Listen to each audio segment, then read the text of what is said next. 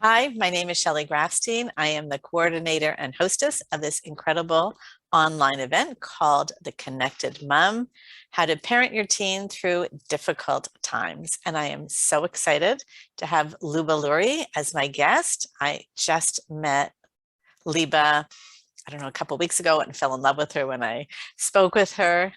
She is a psychologist and she helps moms develop confidence in their parenting by addressing the root challenges, which is so important instead of putting band-aids on band-aids on band-aids, and teaching them the skills to build solid relationships with their kids and with themselves. So welcome, Liba. I'm so happy to have you on board. Thanks, Shelley. Thanks for having me. Okay, so you mentioned in our talk before that you teach your clients, like as a foundation, your 5-step guide to parenting. So I want to focus this interview really on you explaining what your 5-step guide is. So the floor is yours. Oh, thank you. Well, to clarify to those who are listening, what I do in my private practice and what I do in my Facebook community and membership, it's a little bit different. I show up a little bit differently, but the philosophy is the same. And the philosophy is that when we, as parents, in addition to caring for our children's physical needs and practical needs and keeping them safe, etc., we are building relationships with them.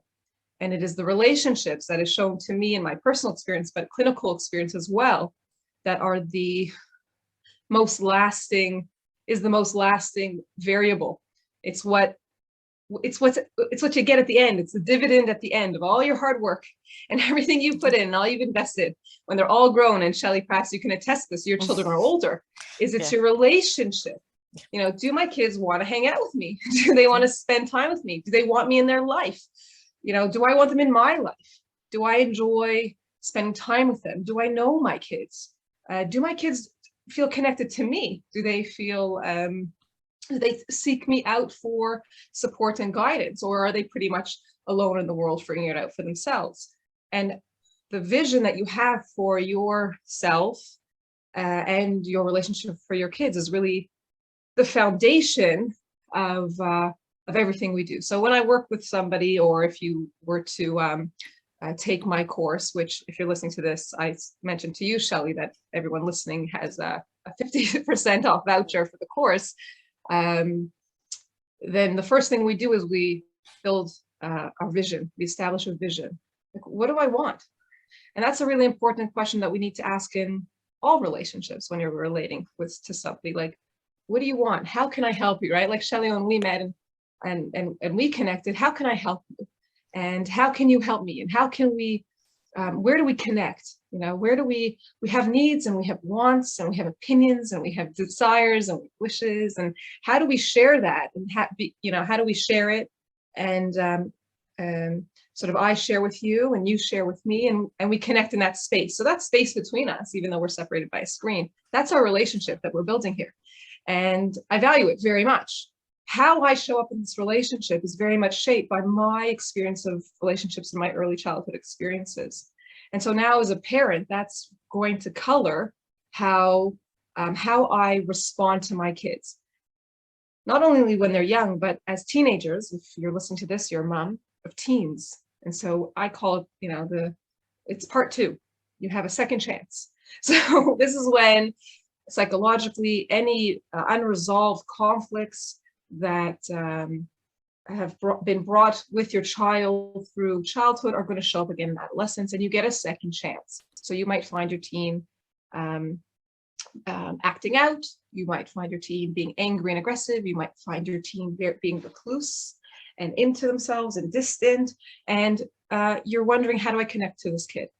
And you're wondering how you connect to this kid, especially at a stage of life where they are negotiating their independence with their need for attachment and closeness and support and guidance. Because guess what? Doesn't matter how old you are, you always need people. There's never a time in your life where you don't need somebody. Correct. And if you're listening to this and you're thinking, I don't need anybody, then I invite you to pay attention to that. Not judge it, but to pay attention to that. Because in the reality of this world, as human beings, biologically and psychologically, we do need other people. In fact, a form of torture is isolation. That's how you torture somebody, is you put them into isolation, right, Shelley? Like, oh my gosh, if you sure. want it, you know, right? It's like it's the worst suffering is to be alone. It is the deepest suffering. Right. And the fact is, you can be in a room full of people and still feel terribly alone. Oh my gosh, Your so many. experience, and your experience of the world is shaped and is through your perception of yourself, which is another way of saying your relationship to yourself.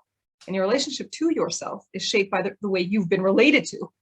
And so as parents, we want to pay attention to how we relate to our kids, especially when they're teens, because this is I think we all feel it instinctually. Maybe you can speak to this, Shelley, but like we kind of feel like this is my chance.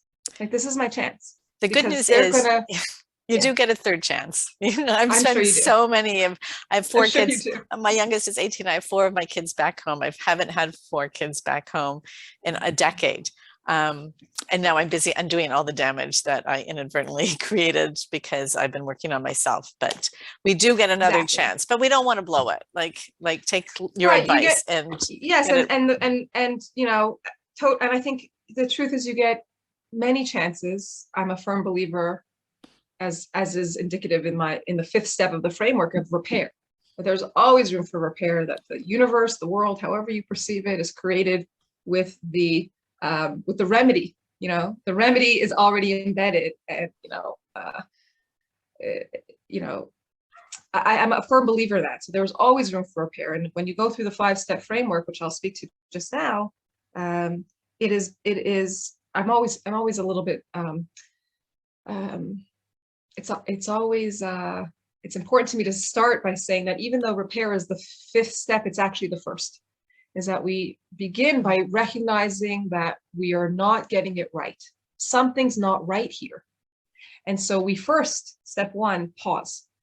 We pause and we say, something's not right here. And we need to acknowledge that experience and acknowledge that something's not right.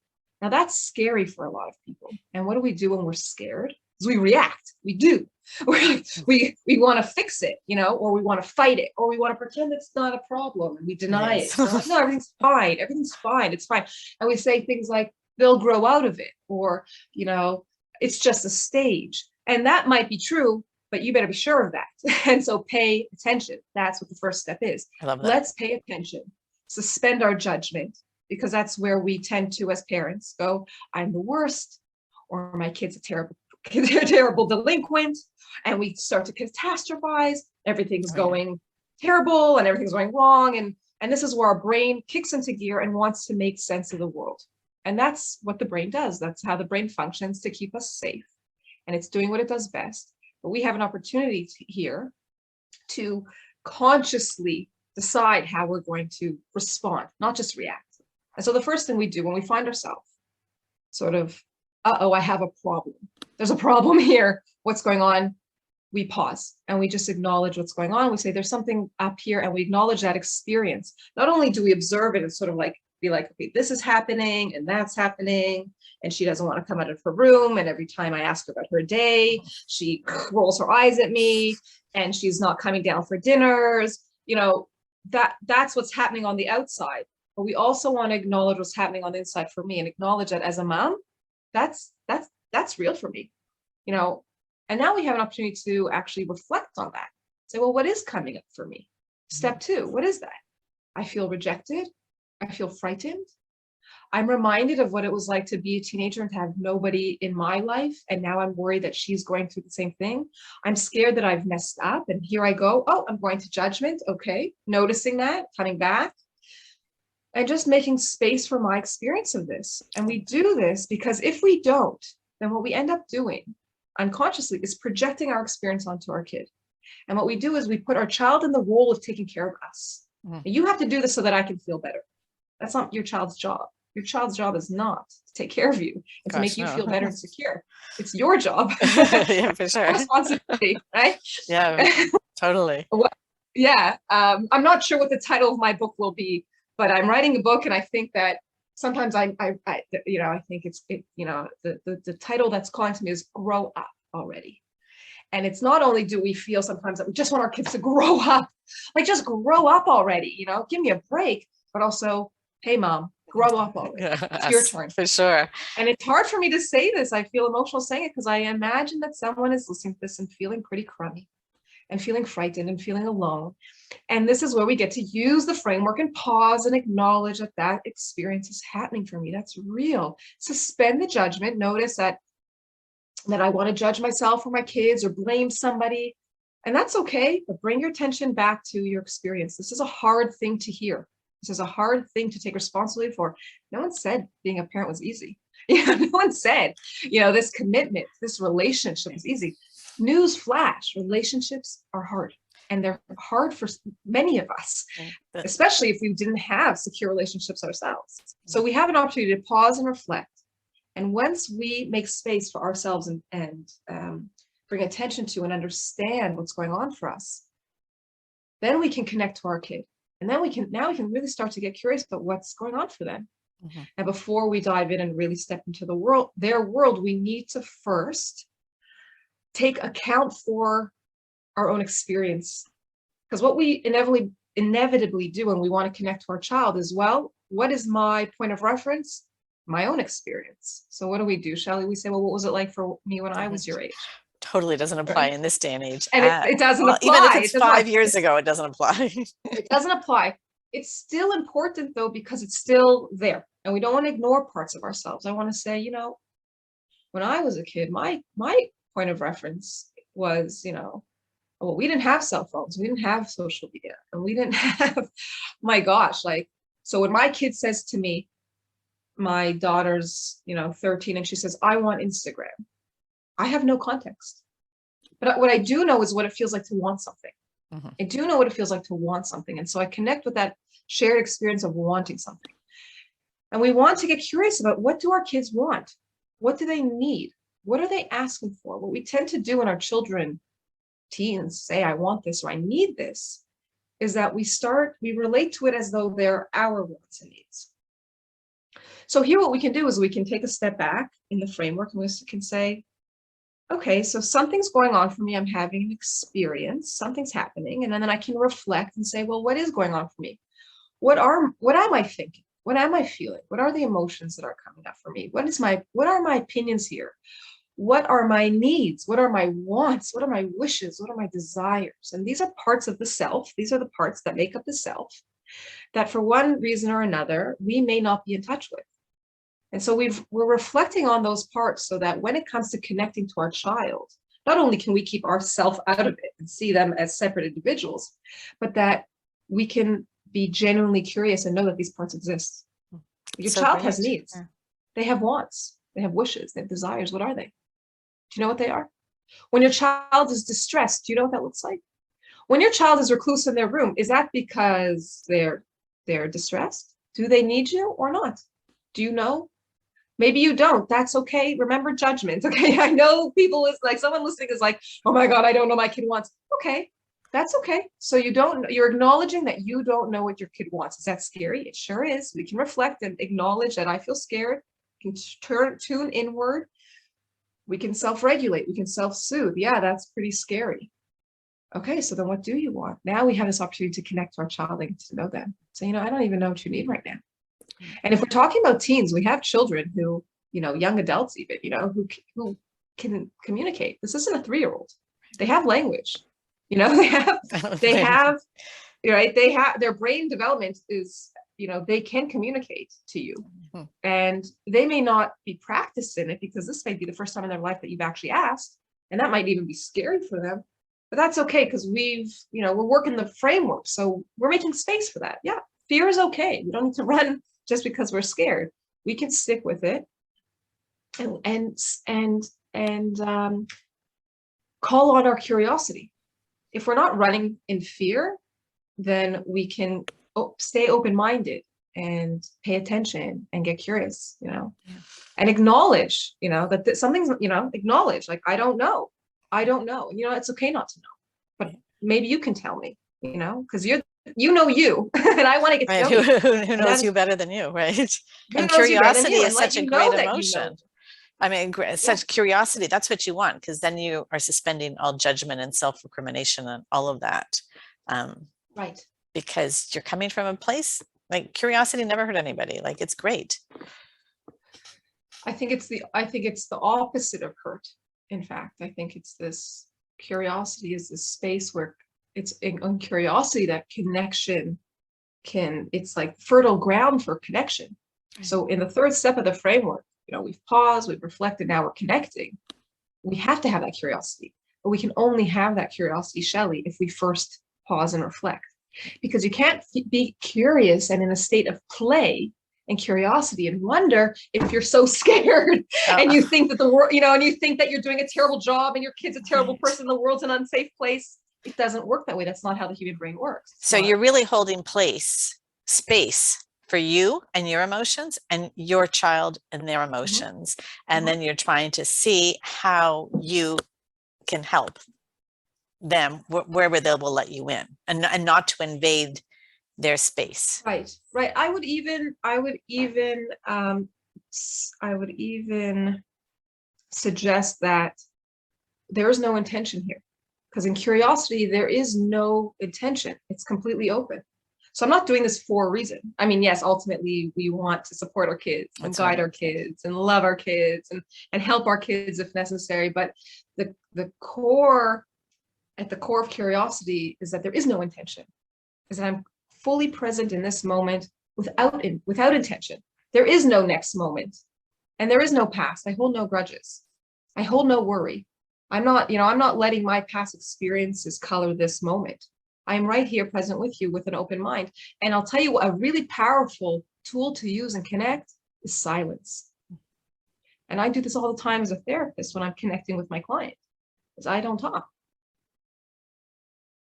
And in that pregnant pause is where the invitation lies that you can share. And maybe there's discomfort, and we can send that discomfort, and maybe we can notice that discomfort and say, I realize that we haven't had these conversations before. And, I'm actually kind of feeling sad about that. I miss you. And, your teen can say, oh my God, I've missed you my whole life. Where have you been? Yeah. Where have you been? I've needed you. Where were you? You can say, I'm so sorry. I wasn't there for you. And now we are responding and renegotiating our boundaries. And then we can fifth step repair. There needs to be, often in these conflicts, is the repair. So first we pause, and then we reflect. And reflect is not reflect implies, a cognitive action, but it's not a cognitive action. Reflect is actually making space to feel the feeling, to tap into the emotion, to reconnect and relate to my wants and needs. And this is in my own relationship to myself. And then we connect to our kids and we say, hey, who are you? And we get curious about their sense of safety and their distress.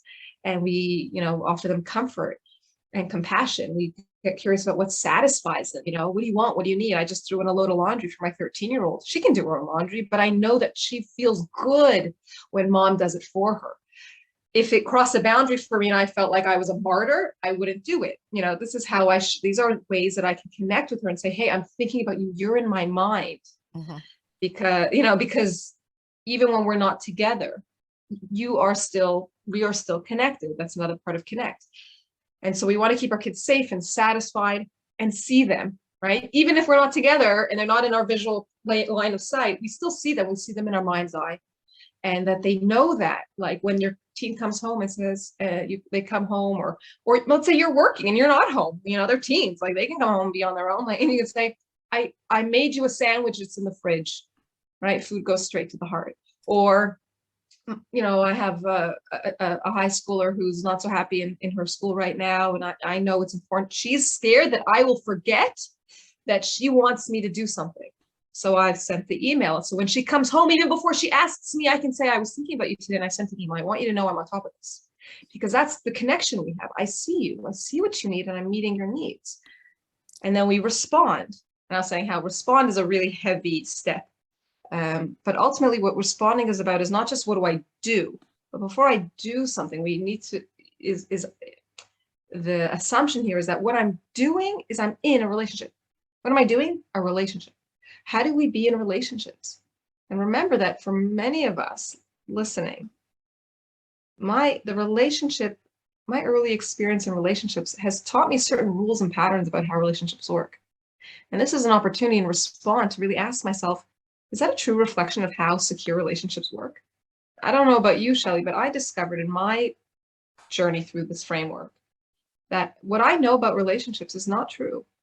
That relationships are actually safe places, that I can trust myself and I can trust others. I can depend on others. People love me and are there for me. I am valuable. I am worthy. I am deserving of love, that the world is a safe place and that it is a place of pleasure and joy and satisfaction. I didn't know that from my early childhood relationships. And the way we learn this is through relationships. And this is why reaching out and getting help from professionals, yourself, Shelley, me, a therapist, other, helping professionals, is that it's a relationship. It's a relationship that gives you this opportunity to recognize, oh, I can turn to somebody and they're there for me. And there are boundaries in this relationship. And you see me, you see me and you satisfy my needs and you value me.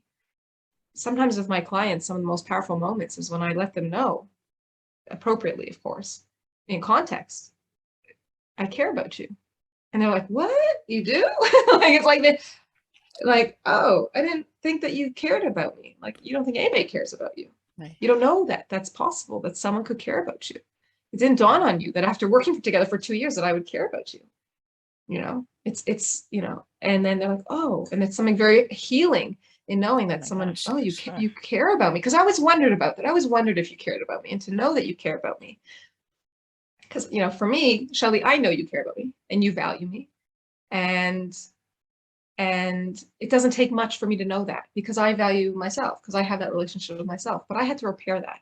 And I had to, and that's what respond is about. Responding is about engaging with your child, knowing that you're actually in a relationship. When I respond to you, it's not about doing, though, yes, what you choose to do is important, but it's also that your decisions are motivated by your relationship and your role in the relationship. You're the mother. You have a very important role to your child. Your child gets one mother and you are it. You are the mother. Yep. And there can be surrogates and there can be mentors and there can be teachers and there can be a lot of important figures in your child's life. And I hope there are. But there's only one mother. I only have one mother. That's the one mother I get. And that's it. And this is an opportunity for maybe someone's listening thinking, oh yeah, I only have one mother. Oh, and that relationship that I have with her is very important. And how I hold her in my mind is very important, because it tells me a lot about how I'm going to relate to my child. It's going to give me a lot of information. And so then I get to say, oh, well, is that how I want to relate to my child? No, I want it to be different. I want it to be different. I want it to be compassionate. I want to be present. I want to be predictable. I want there to be a commitment that my child knows that I'm here and I'm not leaving no matter what. That your child could slap you across the face and you don't give them a cold shoulder, but you say to them, that is unacceptable. This is what's happening next. And then we keep talking about it, because I'm not leaving. There's nothing you can do to make me leave. I'm not going anywhere. And a child needs to know that no matter how old they are, that I am never going to leave you. I will always be with you. Even when I die, I will be with you, is the message that we have when we respond. I am always here with you, no matter what. And then we repair, because inevitably when we go through this 5-step framework, or at least the first 4 steps, we stumble on injuries and emotional wounds, and we recognize that they're there and we need to repair. We need to repair with our parents, caregivers. We need to grieve the loss of possibility of what could have been but wasn't. We need to repair a relationship with myself. Oh, turns out I'm not perfect. I always thought I was. In fact, I told myself I was, to defend myself against knowing that I'm imperfect, because it was intolerable to know that I was imperfect. Because if I'm imperfect, that means I need somebody. And I can't need anybody, because I can't depend on anybody. And so we repair this relationship to know I'm actually not perfect, and it's okay, because I can depend on people. People will still love me. I'm still lovable. I'm still wanted. And learning how to repair with our children. What happens when they mess up? Because guess what they do? And they mess up a lot as teens, because they're trying new things. Their brains are also wired for risk and adventure. And I mean, they're pushing every boundary. Pushing every boundary. Like, oh, let's see what this does, and that's developmentally normal. What happens when they make bad choices? Am I going to be there for them? Am I okay with getting angry with them? cannot, that takes us back to reflect, where we have to get, where we are like, oh yeah, what's my relationship with my anger? Because you'll get angry with them. Is it safe to get angry with your teen? Is it safe to be upset with them? Getting angry, does that mean bye, goodbye, and never go talk to you again? No, I can be angry with you and I'm still not going to leave you, but I'm going to get angry, because that's how relationships work. You're not perfect, and conflict is what makes up relationships. Relationships are made, like, there are conflicts, and when we negotiate the conflicts, that's the glue. Like, oh, it's the I want to say ruts of a shove, it's the distance and the coming back, and it's going out and coming back again, which, by the way, is the circle of attachment. As a child goes out and they come back, and they go out and they come back, and that's how relationships work. They go out, they feel distressed, and they come back in. They go out and they look, are you there? Oh, you're there. Good. And then when they want to, they're distressed, or they want to share with you an achievement, they'll come back. And that's how relationships are built. They're going out and coming in, going out and coming in. And sometimes it's a rupture and a repair, and a rupture and a repair. And that's okay. That's how relationships work. That is the pattern of relationships, or the building blocks of relationships. And so those are the 5 steps. And, they're not quick. They're not easy. They're extremely powerful, extremely reparative. And at the heart of it is the relationship. So if you're thinking, oh, I'm going to, yes, you can actually apply these 5 steps to know what to do. But at the heart of it, the framework is developed to relate. It's about relating to your kid. It's about connecting to your kid. And there you have it. That's it. I love it. I love it. So I guess I've been practicing a lot. Certainly not my first few when they were teenagers. And I realized my system did not work at all. And holding space for yourself and holding space for them, and realizing that they're totally different people than you, with different interests, different desire for challenge and craziness and risk. And and we have to hold space for them. And growing up in 2021 is not the same as growing up whenever we did, even if it was a few years ago. Life is so different. Yes. So I love what you said. I love what you said. Yes. So Liba, where can people find you? The best place to find me is on my website, www.libalurie.com, LIBALURIE.com. And there you can access my freebie, and you can get into the motherhood and the making community, and you can check out my courses, and you can learn how to work with me one-on-one. Everything is there. It's one-stop shop. Awesome. Terrific. Thank you so much. I got a lot out of this. I'm sure my listeners did too. Thank you. Thanks so much. Bye-bye.